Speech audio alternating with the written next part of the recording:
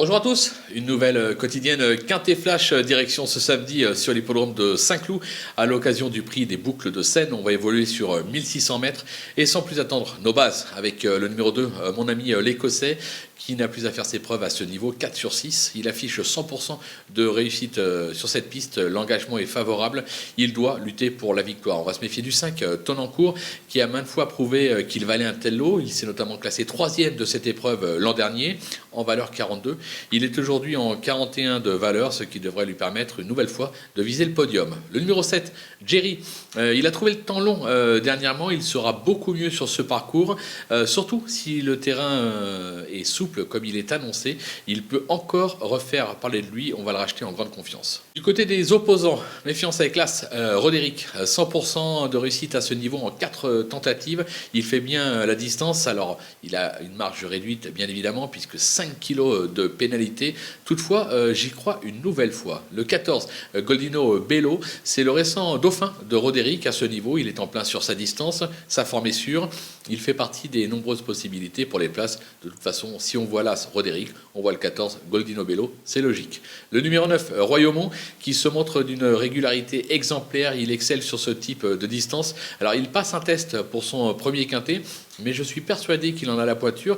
Ça peut être la révélation de la course, il faudra s'en méfier. Le coup de poker, le numéro 11, Talap, on le connaît bien. Il affiche 100% sur ce parcours avec notamment une 3e place à ce niveau fin juin. Il vient de peaufiner sa forme en province sur l'hippodrome de Royan.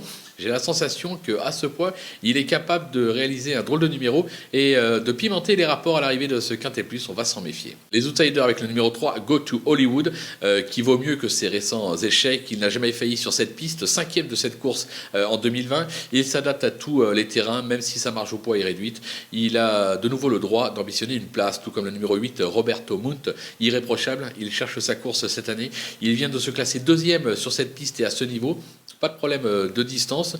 Lui aussi devrait logiquement jouer un bon rôle dans cette épreuve. Le numéro 4, Kiamafushi, qui est au top de sa forme, mais à ce niveau, je le préfère nettement sur le sable, même s'il se sort aussi du gazon, raison pour laquelle je l'ai mis un peu plus bas dans ma sélection, c'est plus pour une place. Le numéro 13, Stanzo, qui alterne le bon et le moins bon à ce niveau, mais qui évolue dans sa catégorie.